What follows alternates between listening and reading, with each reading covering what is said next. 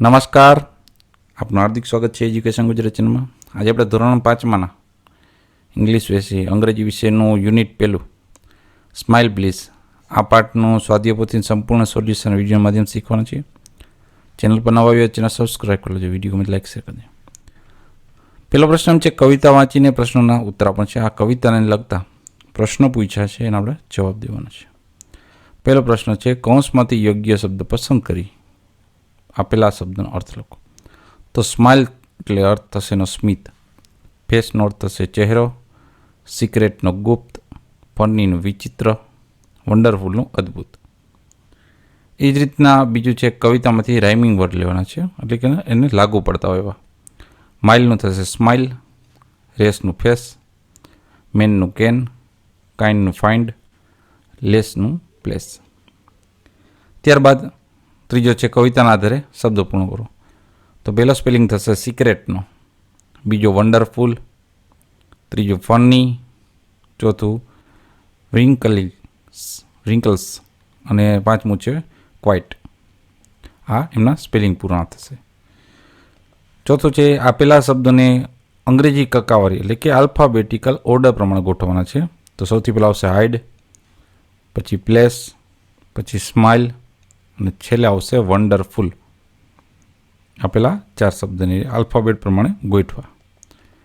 બીજો પ્રશ્ન છે પાઠના આધારે પ્રશ્નોનો ઉત્તર લખો. પેલું કૌંસમાંથી યોગ્ય શબ્દ પસંદ કરી આપેલા શબ્દનો અર્થ લખો.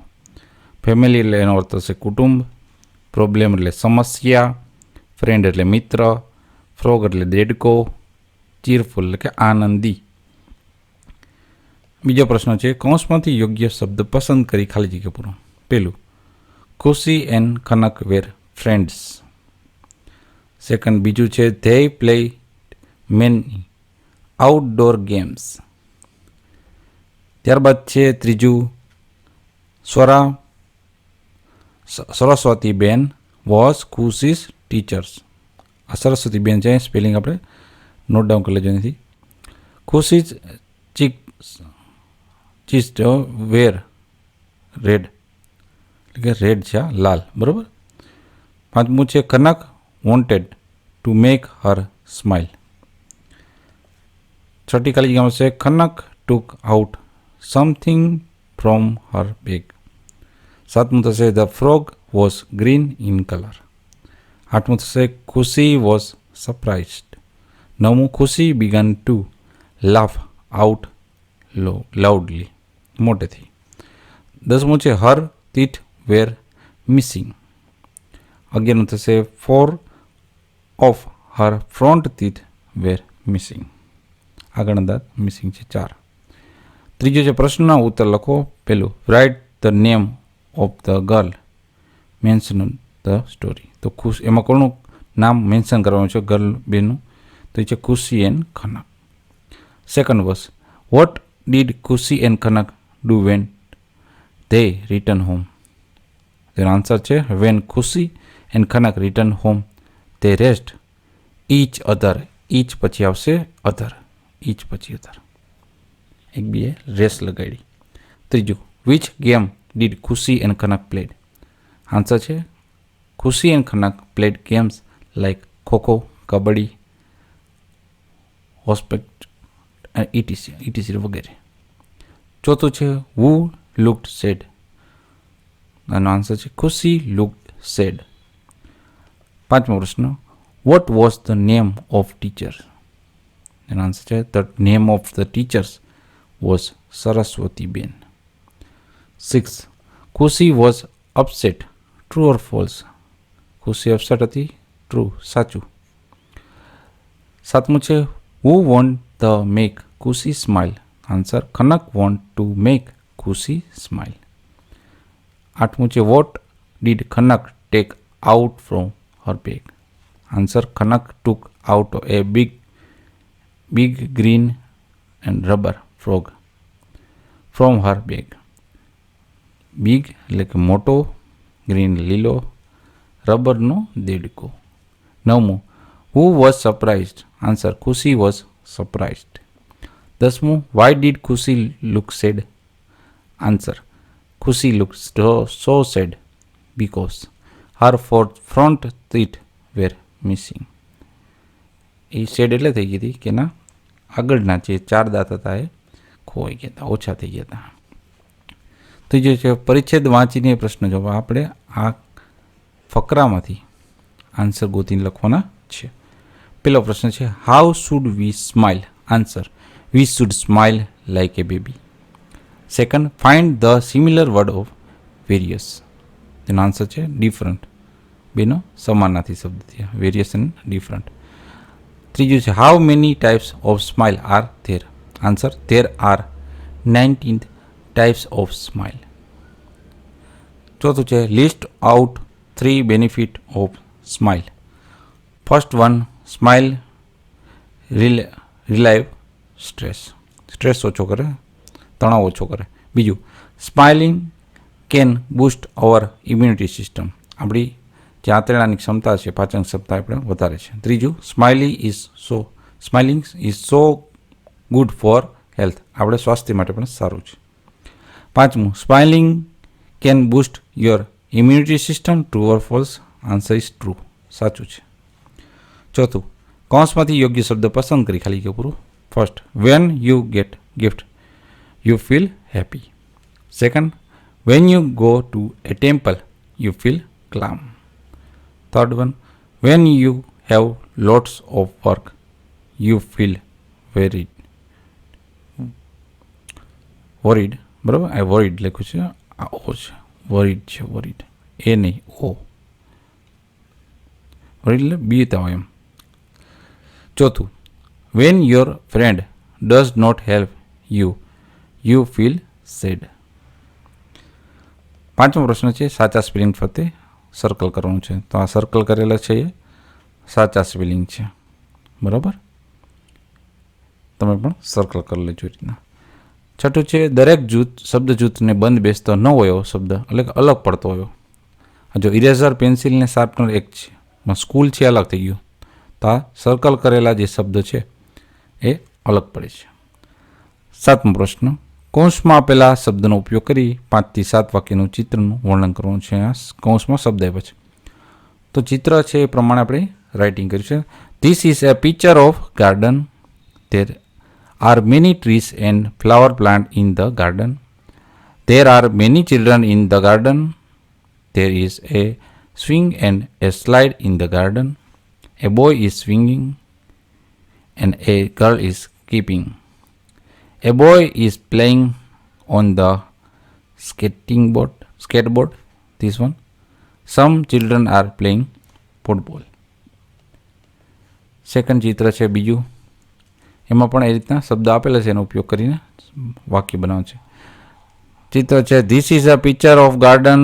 It is near A river. River એટલે નદીની વાત કરી છે. There are many trees and plants in the garden.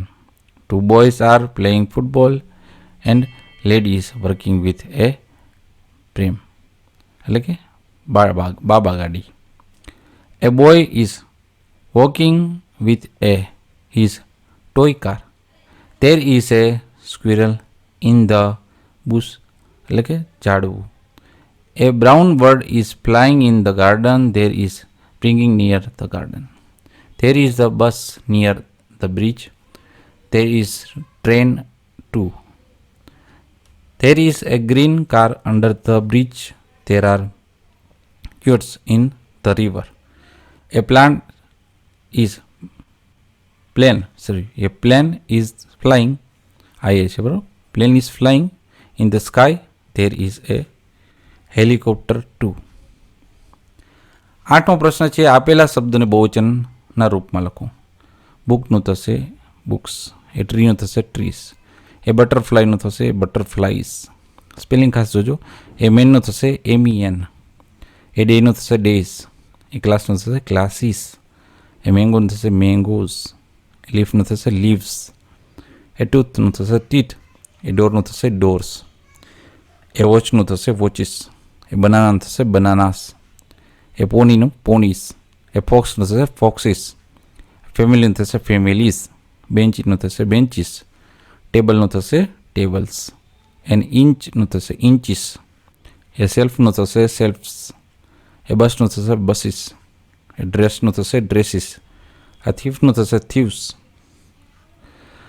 પ્રશ્ન 9મો છે આપેલા શબ્દોનો એક વચન ફરે તો બેબીસનું થશે બેબી, નીવ્સનું થશે એક નાઇફ, બ્રાન્ચીસનું થશે એ બ્રાન્ચ, બોક્સીસનું થશે એ બોક્સ, વિમેનનું થશે એ વુમન, ચિલ્ડ્રેનનું થશે એ ચાઇલ્ડ, ચેર્સનું થશે એ ચેર, એપલ્સનું થશે એન એપલ, અમ્બ્રેલાસનું થશે એન અમ્બ્રેલા, પપીસનું થશે એ પપી, એગ્સનું થશે એન એગ, બ્રુચનું થશે એ બ્રુચ, ફેરીસનું થશે એ ફેરી, બર્ડ્સનું થશે એ બર્ડ, ગ્લાસીસનું થશે એ ગ્લાસ, પોટેટોસનું થશે એ પોટેટો, ફીટનું થશે એ ફૂટ, ઓરેન્જીસનું થશે એન ઓરેન્જ, કેન્ડલ્સનું થશે એન કેન્ડલ, એ વાઇફનું થશે એ વાઇફ, મંકીનું થશે એ મંકી.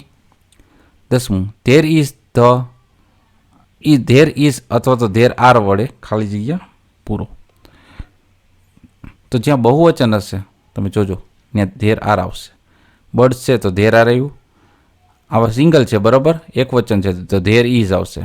અમ્બ્રેલા તો ધેર ઇઝ. મિની ચોકલેટ્સ એટલે બહુવચન થઈ ગયું તો ધેર આર આવ્યું. બલૂન્સ જો બહુવચન આવ્યું એટલે ધેર આર આવ્યું. એન ઓરેન્જ એટલે એક છે ધેર ઇઝ. નેસ્ટ છે તો ધેર ઇઝ. ડિસીઝ છે જો બહુવચન આવ્યું તો ધેર આર. ત્યારબાદ 11મો છે ઇઝ ધેર અને આર ધેર. તો એમાં પણ એ રીતના જ છે. બહુવચન હશે ત્યાં આર ધેર આવશે બરાબર. વિમેન એટલે બહુવચન આર ધેર. બેન્ચ એટલે એક છે તો ઇઝ ધેર. એપલ એક વચન છે બરાબર તો ઇઝ ધેર. મેની ગર્લ્સ બહુવચન છે આર ધેર. કાઉસ બહુવચન છે આર ધેર. બુક્સ બહુવચન છે આર ધેર.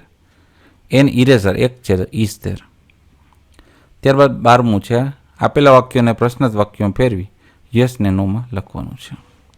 પેલું વાક્ય આપણે આપ્યું છે there are 3 girls on the stage. તો તેનું પ્રશ્નાર્થ વાક્ય પેલા તો are there 3 girls on the stage?